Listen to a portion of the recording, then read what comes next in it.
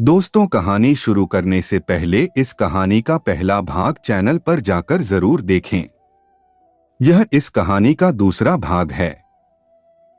दोस्तों, आप सभी का बहुत सारा कमेंट आ रहा था कि आपकी कहानी बहुत ही अच्छी होती है, लेकिन आप कहानी रोज नहीं डालते हैं।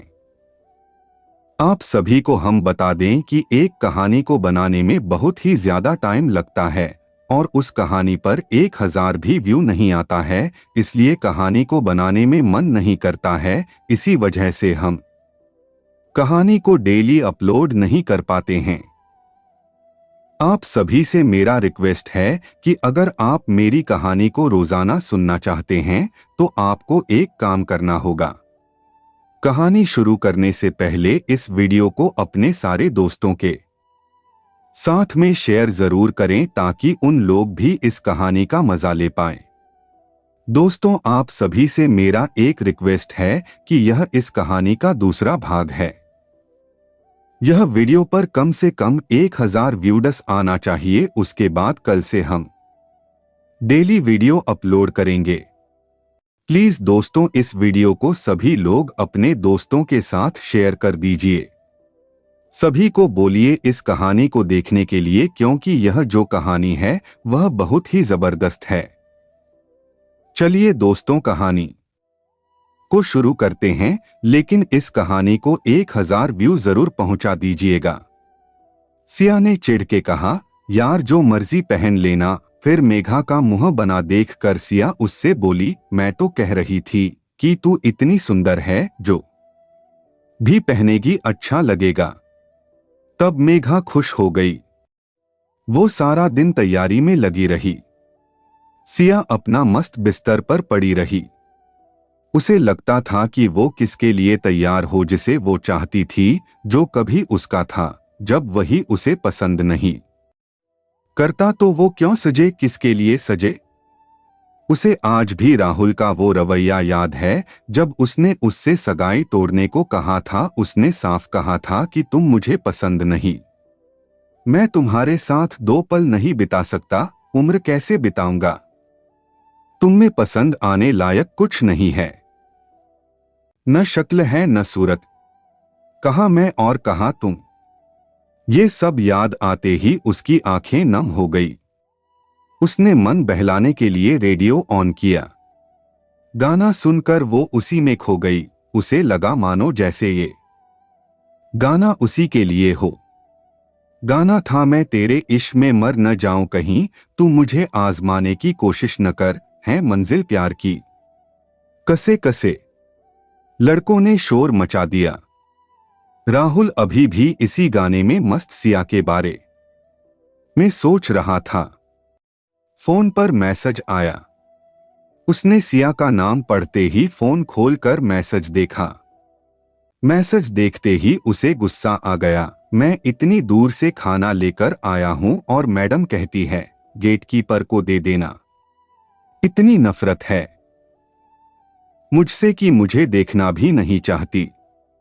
अब कुछ भी हो मैं उसे खुद ही दूंगा, राहुल सोच रहा था। असल बात ये थी कि उसने भी बहुत देर से सिया को देखा नहीं था।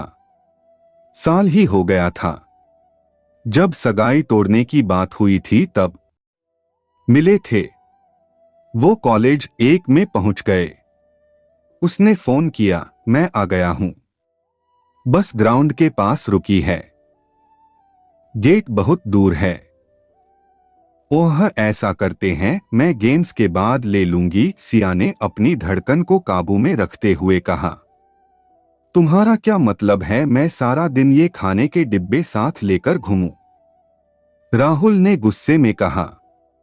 वो अक्सर सोचता था कि वो प्यार से बात करेगा, पर पता नहीं क्यों जब भी बात करता उसे गुस्सा आ जाता। ओके, मैं आती हूं। सिया चुपचाप किसी को बताए बिना ही नीचे भाग गई और 5 मिनट में ग्राउंड के पास पहुंच गई।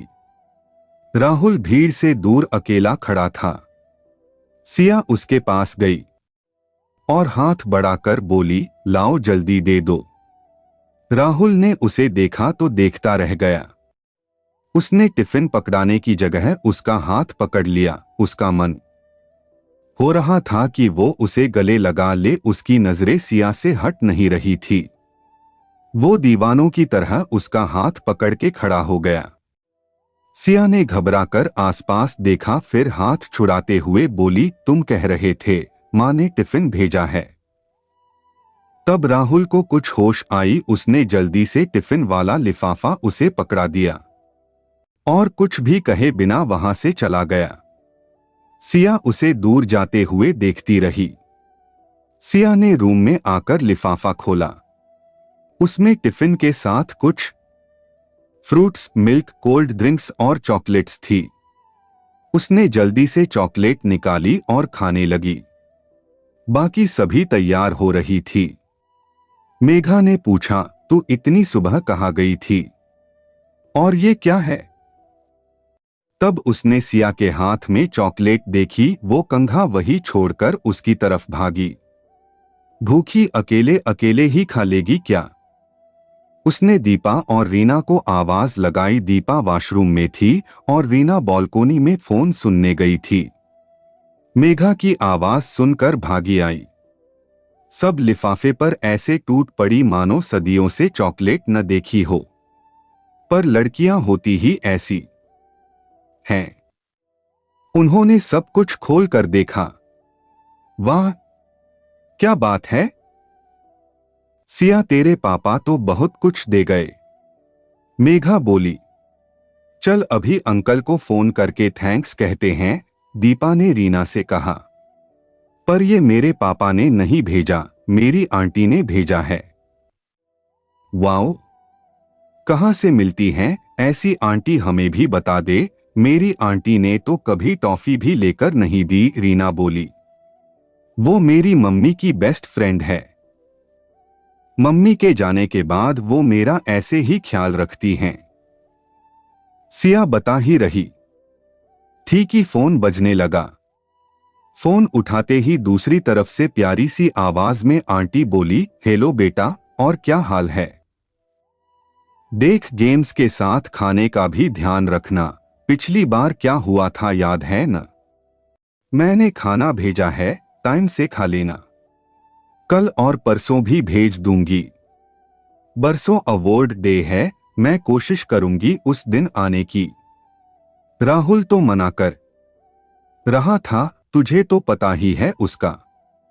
जी आंटी जी। आंटी जी, अकेले खाना ही बहुत था। ये कोल्ड ड्रिंक्स, मिल्क और चॉकलेट्स की कोई जरूरत नहीं थी। आपने यूं ही इतना खर्च किया। अच्छा आंटी जी, टाइम हो गया है, हमें जाना है। वापस आकर बात करूंगी कहकर उसने फोन रख दिया। सभी जल्दी जल्दी तैयार होने लगे। सिया बैठी राहुल के बारे में सोचने लगी। सुबह राहुल ने एक बार भी उसकी तरफ नहीं देखा। ढंग से बात करना तो दूर, आया ही क्यों था? किसी को भी भेज देता। अब मिला तो मैं भी नहीं बुलाऊंगी। Boys college 2। राहुल सिया को लिफाफा पकड़ा के वापस आ गया। वो सुबह जल्दी उठकर स्पेशल सिया के लिए मार्केट गया। उसे डर था कि पिछली बार की तरह कहीं ये फिर बेहोश न हो जाए। तो पहले उसने कोल्ड ड्रिंक्स लिए, फिर मिल्क लिया, फिर सोचा कि अगर ये पीने का मौका न मिला तो, ये सोचकर उसने चॉकलेट्स ले लिए। वो दिल ही दिल में खुश हो रहा था। उसने टाइम देखा, 8:30 हो गए थे। उसने सबसे कहा, चलो जल्दी, 8:30 हो गए हैं, 9 बजे फ्लैग मार्च है।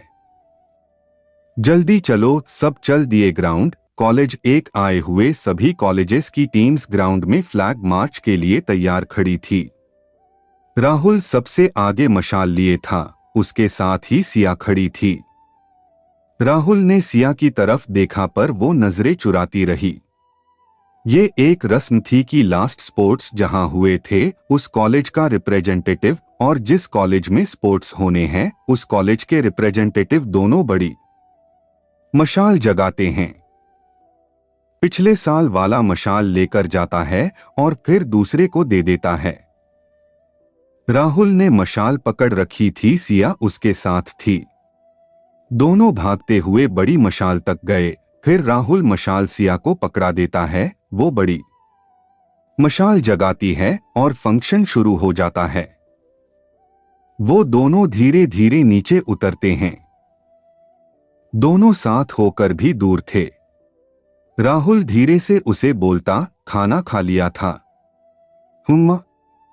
हाँ खा लिया, सिया ने हैरान होकर जवाब दिया। उसे उम्मीद नहीं थी कि वो उससे बात करेगा। अगर नहीं कर पाओ तो रहने देना, दौड़ना कोई जरूरी नहीं है। राहुल फिर बोला, नहीं मैं कर लूंगी। उसे बड़ा अजीब लग रहा था। Okay, best of luck, take care, कहकर राहुल अपनी टीम की तरफ चल दिया।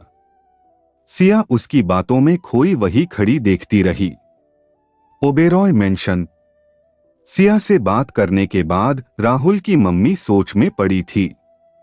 तभी टीना आई। क्या बात है मम्मी, भाभी ठीक तो हैं? हाँ ठीक है। एक अजीब बात हुई, मैंने तो सिया के लिए सिर्फ खाना भेजा था पर उसे साथ में कोल्ड ड्रिंक्स, मिल्क और चॉकलेट्स भी मिले। कहते हुए वो हंस पड़ी। टीना भी हंस दी। दोनों समझ गए थे कि ये किसका काम है कि ये बात फैलाई थी। वो जानबूझकर राहुल से चिपकी रहती ताकि लोगों को लगे कि वो सच कहती है, जबकि राहुल के मन में ऐसा कुछ नहीं था। शुभा उसके पापा के बिजनेस पार्टनर की बेटी थी, इसलिए वो उससे बात कर लेता था। राहुल को वहां देख सब कहने लगे कि वो शुभा के लिए आया है। शुभा ने भी उसे देखकर जोर से पुकारा। राहुल की नजरें सिया पर टिकी थी। अपना नाम सुनकर उसने शुभा को देखा। उसने अंगूठा ऊपर करके इशारा किया, बेस्ट ऑफ लक। उसने असल में इशारा सिया को किया था, जो उसका नाम सुनकर उसे देखने लगी थी। शुभा और बाकी सबको लगा वो शुभा को कह रहा है। सिया को जलन हुई।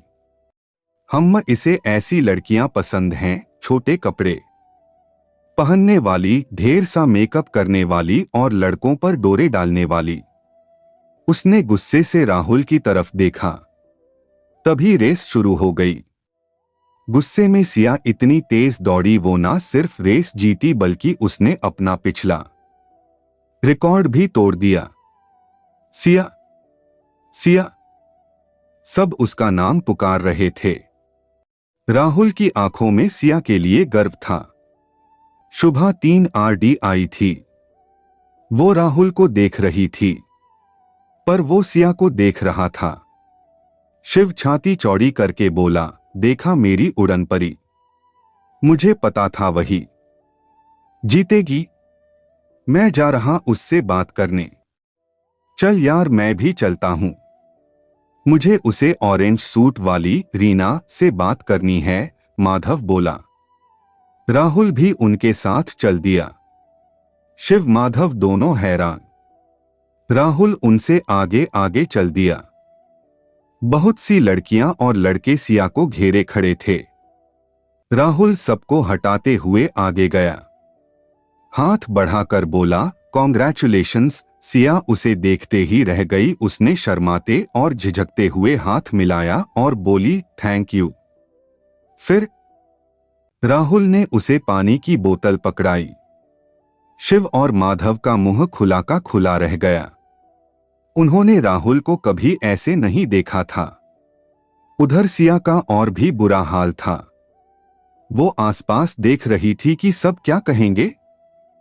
राहुल ने देखा कि वो बोतल पकड़ नहीं रही, तो उसने सिया का हाथ पकड़ा और उसे बोतल पकड़ाकर बोला, पी लेना, कहीं दोबारा दिक्कत न हो जाए।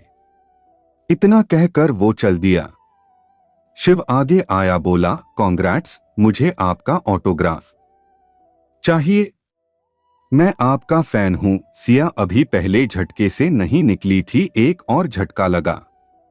उसने शर्माते हुए साइन कर दिए। हमारा बास्केटबॉल का मैच है, प्लीज आइए देखने, शिव ने विनती की। राहुल जो रुककर उनकी बातें सुन रहा था ने मुड़कर सिया को देखा और कहा, अगर समय है तो आ जाना। चलो अपना मैच है। बातें बाद में करना, राहुल ने शिव को घसीटते हुए कहा। माधव भी उनके साथ निकल लिया। मेघा, रीना और दीपा सभी सिया से राहुल के बारे में पूछ रही थीं। राहुल बहुत फेमस था। हर लड़की उसे अपना बनाना चाहती थी। सिया ने भोली सी बनकर कहा, मुझे क्या पता, अचानक आ गया। और बधाई ही तो दे रहा था, कोई भी दे सकता है। देख ले, हम तेरी फ्रेंड्स हैं और उसकी दीवानी। अभी बता दे, अगर तुम दोनों में कुछ है तो हम पीछे हट जाएंगी। बाद में हमें किसी और से पता चला न कि तुम्हारा कोई चक्कर है तो देख लेना, दीपा ने धमकाया। अरे नहीं नहीं, ऐसा कुछ नहीं है। तभी सब बच्चे बास्केटबॉल मैच देखने जाने लगे। सिया का भी 400 मीटर शाम को होना था और कबड्डी का भी शाम को था। सो वो सब भी बास्केटबॉल मैच देखने चल दी। उनके कॉलेज का मैच नहीं था, फिर भी लड़कियां राहुल को देखने आई थी। दोस्तों, आपको यह कहानी कैसी लग रही है, कमेंट करके हमें जरूर बताएं। दोस्तों, कहानी के अंत में आप सभी से हाथ जोड़कर विनती करता हूं कि इस कहानी को अपने सारे दोस्तों के पास शेयर जरूर करें, ताकि हमें कहानी बनाने में मोटिवेशन मिले और हम आप सभी के लिए डेली कहानी बना सकें। और चैनल को सब्सक्राइब कर ले।